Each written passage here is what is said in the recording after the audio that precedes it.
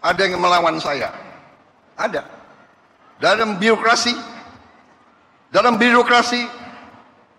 merasa sudah kebal hukum, merasa sudah menjadi raja kecil.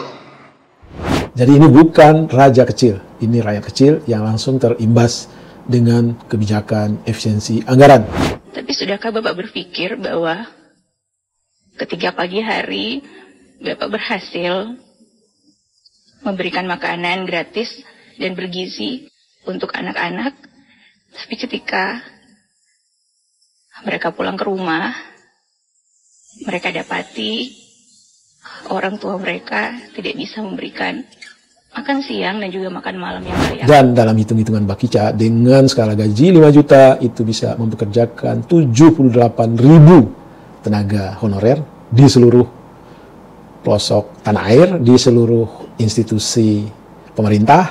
Tentu lebih adil mendistribusikan uang pajak masyarakat yang 1,950 triliun itu terhadap 78.000 warga bangsa, ketimbang hanya kepada puluhan orang menteri, kepala lembaga, atau wakil menteri. Janji politik, janjinya para munafik, tak ada nilai intrinsik, tak usah lagi dilirik.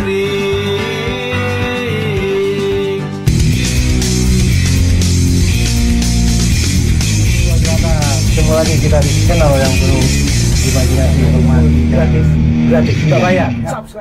Assalamualaikum warahmatullahi wabarakatuh. Senang jumpa lagi dengan teman-teman sobat Kicau Jelata. Apa kabar? Mudah-mudahan teman-teman semua selalu dalam keadaan sehat. Menjadi orang baik itu biasa, menjadi orang biasa itu baik, tapi menjadikan kebaikan sebagai suatu kebiasaan itu baru luar biasa. Teman-teman, hidup hanya sekali, mari buat berarti. Hidup hanya sesaat, ayo tebar banyak manfaat.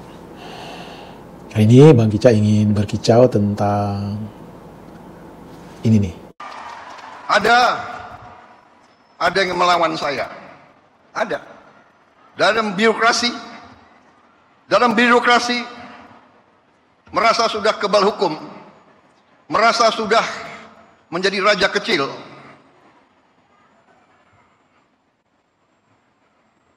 Ada. Saya mau menghemat uang itu untuk rakyat, untuk memberi makan untuk anak-anak rakyat. Ya, baru-baru ini Pak Prabowo, presiden kita, menyatakan bahwa ada raja kecil yang melawan kebijakan efisiensi anggaran yang beliau terapkan. Kita tidak tahu siapa raja kecil yang dimaksud oleh Pak Prabowo. Tapi sebelum kita mengupas lebih lanjut tentang siapa raja kecil ini, mudah-mudahan kita tahu, Bang Kica ingin terlebih dahulu bercerita bahwa seminggu yang lalu seorang rekan Bang Kica, bukan raja kecil tapi rakyat kecil, datang ke rumah. Beliau tinggal di Depok dan dari banyak hal yang kami perbincangkan, salah satu yang paling nyata dia katakan adalah keresahannya yang luar biasa tentang bulan depan anaknya tak lagi bekerja. Lalu aku bertanya kenapa tidak lagi bekerja. Sang teman menjawab bahwa dengan kebijakan efisiensi anggaran dari Prabowo maka anaknya kontraknya diputus. Anak dari teman Bang Kica ini bekerja di salah satu pendidikan khusus di daerah Tanjung Priok sana, dan tempat anak dari teman Bang Kica ini bekerja itu adalah lembaga pendidikan yang mengeluarkan sertifikasi untuk PAUD. Dan anak dari teman Bang Kica ini sudah hampir 4 tahun bekerja di sana sebagai tenaga honorer, yang barangkali saja kenapa terimbas sumber dari pembiayaan yang menyokong gaji dari anak teman Bang Kica tersebut adalah APBN. Jadi ada alokasi APBN kepada pusat pendidikan tersebut.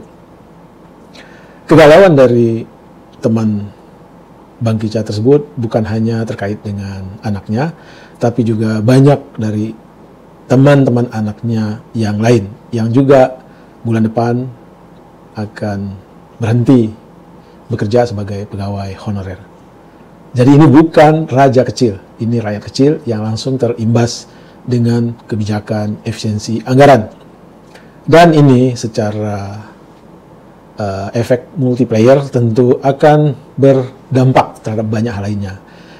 Katakanlah anak dari teman Bang Kicah tersebut, karena orang tuanya tinggal di Depok, dia bekerja di Tanjung Priok, untuk itu dia harus indekos. Dengan tidak bekerjanya lagi dia, tentu ibu kos, bapak kos, kekurangan orang yang menyewa tempat tinggalnya. Lalu dari tempat dia kos ke kantor, dia harus menggunakan ojek online atau ojek pangkalan. Si driver ojek juga akan kekurangan pelanggannya. Dan di sekitar kantor tentu dia makan siang, ada warteg, ada restoran. Tentu dengan di PHK-nya anak dari teman Bang Kicah tersebut, restoran, warteg akan kehilangan pelanggan. Begitu juga restoran, warteg yang di sekitar tempat kosnya, tentu dia akan makan malam di sana. Intinya ada banyak pengaruh dari di PHK-nya seorang pegawai. Dan tentu ini tidak bisa dilihat dengan satu dua. Ada ribuan pegawai yang akan tergerus PHK. Ini baru cerita soal anak teman Bang Kicah yang belum berkeluarga. Betapa banyak para saudara kita honorer bekerja itu, dia sudah berkeluarga, ada istri, ada anak yang menopang hidup dari aktivitas bekerjanya. Dan Bang Kicah dapat video salah seorang karyawan RRI Ternate juga curhat atas adanya efisiensi anggaran yang berdampak terhadap dirinya. Yuk kita dengerin curhat dari teman kita di Ternate tersebut. Ini. Bapak, kita tahu bahwa efisiensi anggaran yang Bapak lakukan saat ini yaitu untuk menunjang agar program-program Bapak bisa berjalan dengan baik. Seperti makan gratis untuk anak-anak. Tapi sudahkah Bapak berpikir bahwa ketika pagi hari Bapak berhasil memberikan makanan gratis dan bergizi untuk anak-anak, tapi ketika mereka pulang ke rumah, mereka dapati orang tua mereka tidak bisa memberikan makan siang dan juga makan malam yang layak. Karena ternyata orang tua mereka harus di PHK, harus dirumahkan karena efisiensi yang telah Bapak lakukan. Lalu menurut Bapak, di mana letak yang Bapak bilang bahwa Bapak mencintai rakyat Bapak? Teman, kita bukan tidak mendukung penghematan efisiensi anggaran yang dilakukan oleh Pak Prabowo. Setiap rupiah dari uang wajib pajak harus dimanfaatkan semaksimum mungkin untuk sebesar-besar kepentingan masyarakat. Sekali lagi, kita sangat mendukung. Tetapi kalau kita lihat dengan kebijakan Pak Prabowo dalam membentuk tim, rasa-rasanya apa yang Pak Prabowo lakukan terkait dengan efisiensi anggaran ini sedikit kontradiktif dengan banyaknya anggota kabinet yang beliau bentuk. Lebih dari 100 orang pejabat negara, baik menteri atau selevel menteri.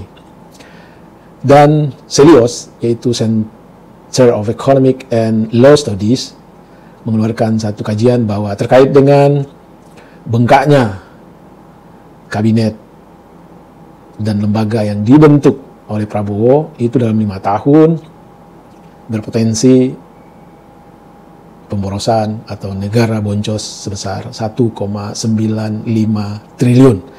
Atau kalau kita rata-ratakan dalam setahun lebih kurang 390 miliar. Dan 390 miliar ini itu bisa membiayai lebih kurang 78.000 karyawan honorer dengan skala gaji rata-rata 5 juta. Coba bayangkan, 78.000 bisa dipekerjakan. Sementara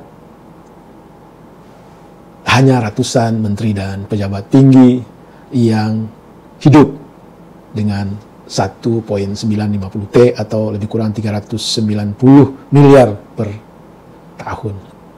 Teman-teman, sekali lagi kita tidak keberatan, kita sangat mendukung jika Presiden kita benar-benar mengefisienkan segala kegiatan di negeri ini. Sekali lagi, setiap rupiah dari uang wajib pajak wajib dipertanggungjawabkan, dipergunakan semaksimum mungkin untuk mendistribusikan kesejahteraan di Republik ini.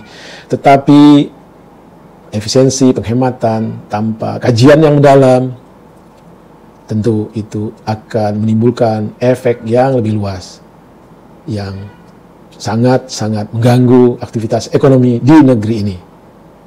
Dan teman-teman, sebagai bahan masukan, yaitu tadi kajiannya, 1 orang saja anak teman Bang Kica yang di PHK di Tanjung Priok sana, itu berdampak terhadap rumah kos, terhadap transportasi, ojek online, terhadap warung yang ada di sekitaran kantornya dan di sekitaran kosnya. Apalagi ribuan atau puluhan ribu.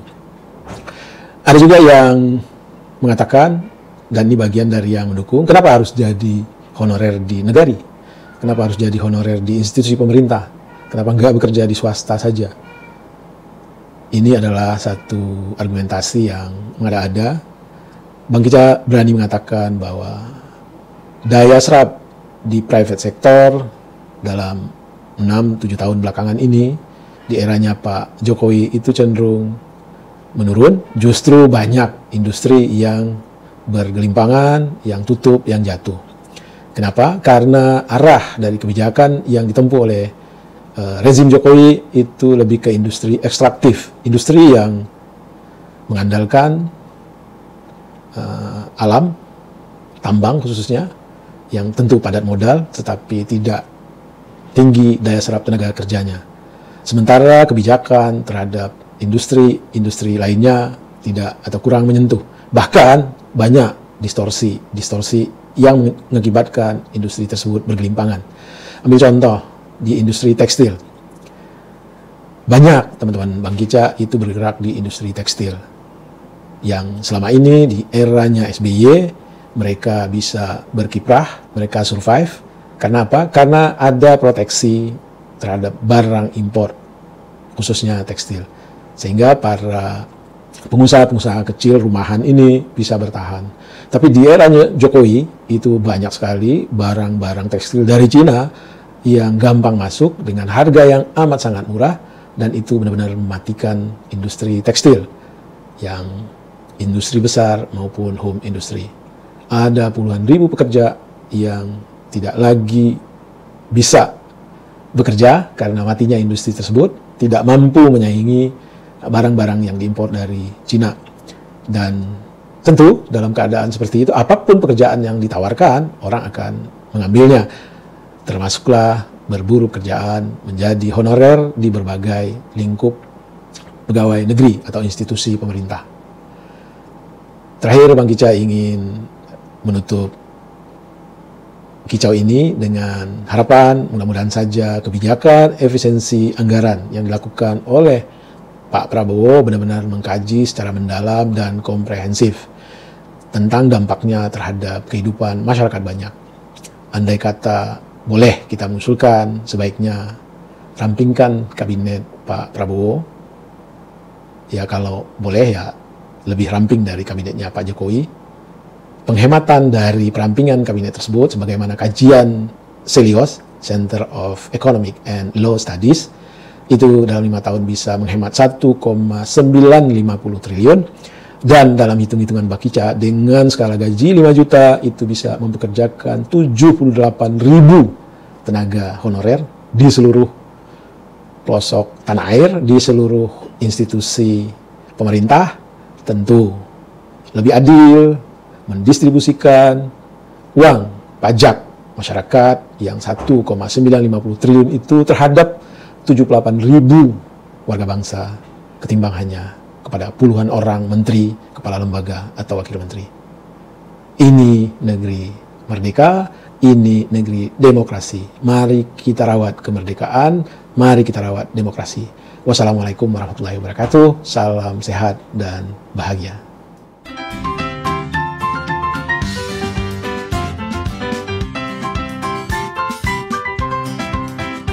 Sebaik demi sebaiklah melaju janji-janji para elit, terbang ke langit hingga awan menjerit sedikit-sedikit janji politik.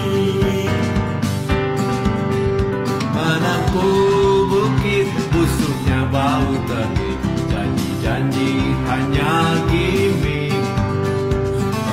Tipu intrik bikin rakyat terjatuh karena semakin sulit.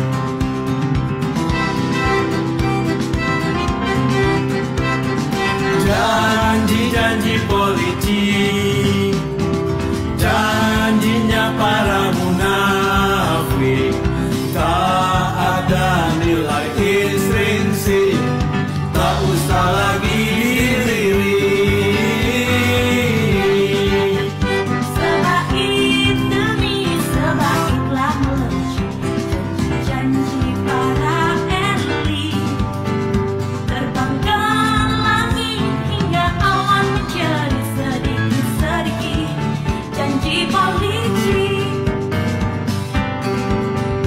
Menempuh bukit busuknya bau janji-janji hanya gimmick. Penuh tipu intrik bikin rakyat terjadi karena hidup semakin sulit.